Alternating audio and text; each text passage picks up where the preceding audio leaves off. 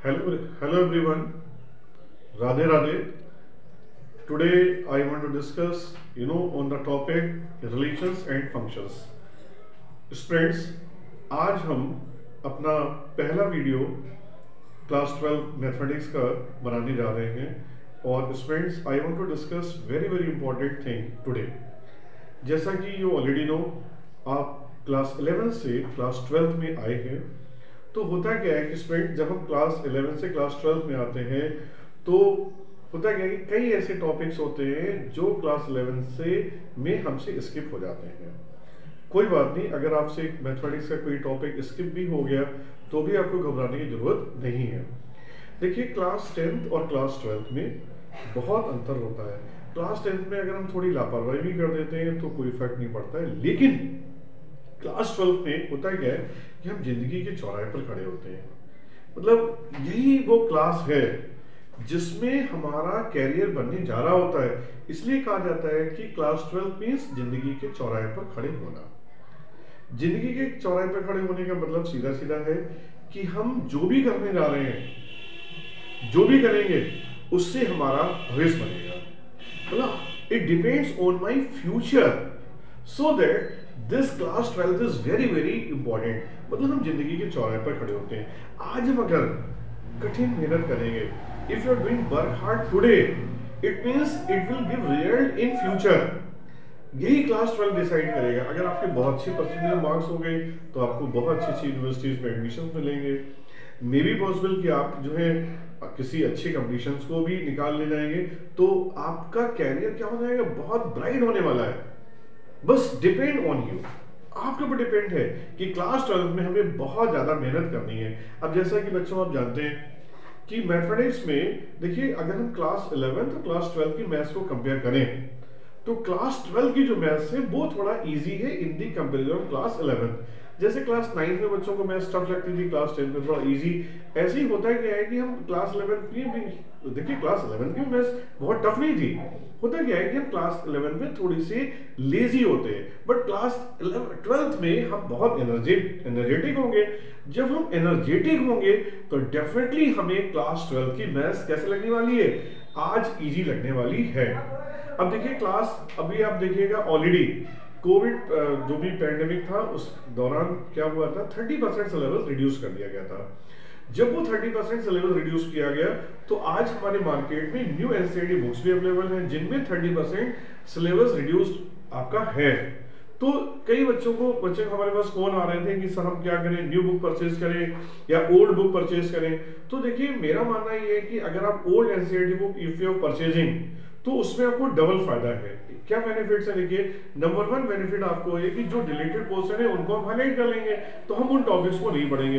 But whenever any competitive exam, तो वो topic हमारे क्या होंगे, काम आने वाले हैं। ऐसा नहीं है वो काम नहीं आएंगे, क्योंकि कॉम्पिटिटिव एग्जाम में सिलेबस तो रिड्यूस नहीं हुआ है। तो अब होगा क्या कि आप, अगर आपको ओल्ड एनसीईआरटी बुक मिल रही है तो you can prefer that old NCERT book.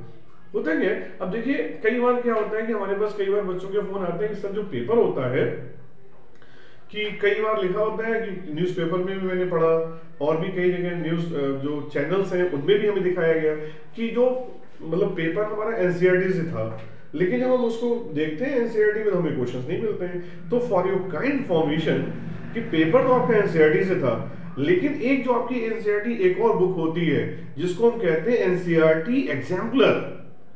अगर आप केवल और केवल एनसीईआरटी बुक ही सॉल्व कर रहे हैं कोर, तो फिर आप सोचें कि पूरा पेपर आप सॉल्व कर लेंगे, तो देन तो यू आर रॉन्ग। मेरे हिसाब से आपको क्या करना चाहिए, एक एनसीईआरटी सॉल्व करनी चाहिए and NCERT exemplar also you should solve. केवल मैथ्स में नहीं, अदर सब्जेक्ट्स में भी आप ऐसा कर सकते हैं। NCERT and NCERT exemplar both you should solve. अगर आपने एनसीईआरटी और एनसीईआरटी एग्जाम्पलर दोनों को सॉल्व कर लिया तो किसी भी हेल्पिंग बुक की आपको जरूरत नहीं पड़ेगी। और वैसे भी मेरे हिसाब से क्या होना चाहिए, मैथमेटिक्स एक ऐसा सब्जेक्ट है, मैथमेटिक्स एक ऐसा सब्जेक्ट है जिसे हम रट नहीं सकते हैं। हमें समझना होगा आज के समय में क्या हो रहा है कि पेपर का पूरा पैटर्न बदल चुका है। जब पूरा पेपर का पैटर्न बदल चुका, आपने देखा है कि कितने सेट्स आते हैं, अलग अलग रीजन्स में अलग अलग सेट होते हैं। नोएडा रीजन में अलग है, दिल्ली रीजन में अलग है, गल्फ रीजन में अलग है, चेन्नई रीजन में अलग है, और आपका पुणे रीजन में अलग है। तो कुल मिला के आप देखिएगा सीबीएसई बोर्ड के कई रीजन्स हैं, रीजनल ऑफिस है, अलग अलग रीजन में अलग अलग अपना सेट बनाया है।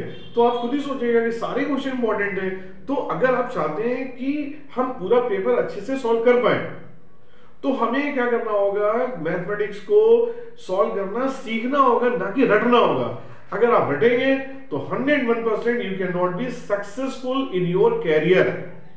तो मैथमेटिक्स को हमें क्या करना चाहिए, हमें मैथमेटिक्स को सीखना होगा, और आज हम सीखेंगे तो भविष्य हमारा क्या हो जाएगा। हम देखिए, अगर आपने मैथमेटिक्स को रटा तो रटने में क्या होगा कि you can solve some selected questions, you know, you can solve some selected questions if you are learning the mathematics, but if you are, you know, अगर आपने क्वेश्चंस को सॉल्व करने, अगर आपने बहुत अच्छे से मैथमेटिक्स थ्योरी पढ़ ली, तो if you are studying theory, तो थ्योरी पढ़ने के बाद में क्या होगा कि if teachers are giving any type question you can solve. तो करना क्या है कि आपको बहुत डीप नॉलेज मैथमेटिक्स में चाहिए, तो उसके लिए सबसे पहले हमें क्या करना होगा कि पूरी थ्योरी बहुत ध्यान से पढ़नी होगी। समझ लीजिए, आप थ्योरी जब आप पढ़ रहे हैं तो इसका मतलब आप मैथमेटिक्स को अच्छे तरीके से समझ रहे हैं। अब जैसे आपका फर्स्ट चैप्टर ही ले लीजिएगा, क्लास 12 में आपका फर्स्ट चैप्टर है रिलेशंस एंड फंक्शंस। कई बच्चों ने क्या किया है कि क्लास 11 में रिलेशन फंक्शन की थ्योरी को पढ़ा ही नहीं था, सेट्स को भी कायदे से नहीं पढ़ा। अब होगा क्या वो मैथमेटिक्स नहीं सीखेंगे, उन्हें भी मैथमेटिक्स सीखना है, तो सिर्फ उनको बेसिक नॉलेज होना बहुत जरूरी है। अब जैसे सेट्स है, तो सेट्स में हमें जो भी टाइप्स ऑफ सेट्स था और उसकी जो वेन डायग्राम्स थे उसकी थोड़ी बेसिक नॉलेज होनी चाहिए, और जो फंक्शंस था उस फंक्शन चैप्टर में जो आपका रिलेशन था कि what is relation, Cartesian product of two sets. तो अब कई बच्चों को ये नहीं पता है कि what is cartesian product of two sets, then you can not understand. देखिए मैंने यहाँ पर थ्योरी थोड़ा लिखा है कि relation on a set, what is relation on a set. तो according to you know my opinion, ये डेफिनेशन पूरा क्या है कि सुटेबल है। Let capital A be any non-empty set. If R is a subset of A cross A, then it is called relation on set A. And you know what is binary relation? कई बच्चों को, मेरे हिसाब से 80% बच्चों को ये नहीं पता होता है कि पढ़ा तो होता है, ऐसा नहीं उन्होंने नहीं पढ़ा है, पढ़ा है उसे, बट उनको ये नहीं पता है कि what is this, कि मतलब उनको उसका नेम नहीं पता है कि व्हाट इज बाइनरी रिलेशन। तो what is binary relation is meant a relation defined from set A to set A is called binary relation. इसके अलावा देखिए आपका है एम्प्टी सेट, यूनिवर्सल सेट, और भी कई सेट्स हैं जो कि आपको देखिए नॉलेज तो होनी चाहिए। अब जैसे इनवर्स ऑफ अ रिलेशन है, तो इनवर्स ऑफ अ रिलेशन होता है क्या है कि अगर आप देखेंगे तो suppose let R is equal to given here students, जैसे कि आपको गिवन है R is equal to A, B such that small a belongs to A and small b belongs to set B, then what will be R inverse? R inverse is equal to B, A such that A belongs to A and you know B belongs to B। तो देखिए क्या होता है क्या कि आप यहां पर देख रहे हैं कि जो इनवर्स ऑफ रिलेशन है, तो इनवर्स ऑफ रिलेशन होता क्या है कि अगर आपका R is equal to A, B है, A, B such that small a belongs to A and small b belongs to B, then R inverse is equal to B, A, that is you know small a belongs to A and B belongs to B। मतलब होता है क्या है कि जो Cartesian product होता है उसमें जो आपका A, B था ऑर्डर्ड पेयर, अगर वो B, A you are writing, this time जो रिलेशन है वो क्या कहलाता है कि मतलब इनवर्स ऑफ ए रिलेशन। और होता है जैसे आपने लास्ट ईयर पढ़ा होगा y equal to sine x, graph पढ़ा होगा। जब आप साइन इनवर्स को देखेंगे तो जो साइन एक्स का डोमेन है वो साइन इनवर्स का क्या हो जाएगा, रेंज हो जाएगी। तो डोमेन रेंज में कन्वर्ट हो जाती है और रेंज डोमेन में कन्वर्ट हो जाता है। तो this type relation is called inverse of a relation. अगर हम एम्प्टी रिलेशन की बात करें तो a relation R from set A to set B is called empty relation. A relation from a relation capital R from set A to set B is called empty relation, or void relation from A to B. If R is equal to 5, मतलब again I am repeating, if R is equal to 5, मतलब जो भी relations आ रहे हैं अगर वो 5 है, इसका मतलब क्या है कि जो रिलेशन है वो कैसा रिलेशन है, एम्प्टी रिलेशन है। और जब आपका R is equal to A cross B है, whenever you want to define which type set, universal set. तो यूनिवर्सल सेट में क्या होता है कि R इज इक्वल टू आपका कितना होता है, R इज इक्वल टू आपका होता है A क्रॉस B। ध्यान से देखिएगा, अगर आपका R is equal to A cross B है तो ये रिलेशन आपका हो गया यूनिवर्सल रिलेशन। लेकिन अगर आपका R इज इक्वल टू 5 है तो आप समझ जाइए कि ये रिलेशन कैसा आपका है, ये रिलेशन आपका एम्प्टी रिलेशन है। Thank you.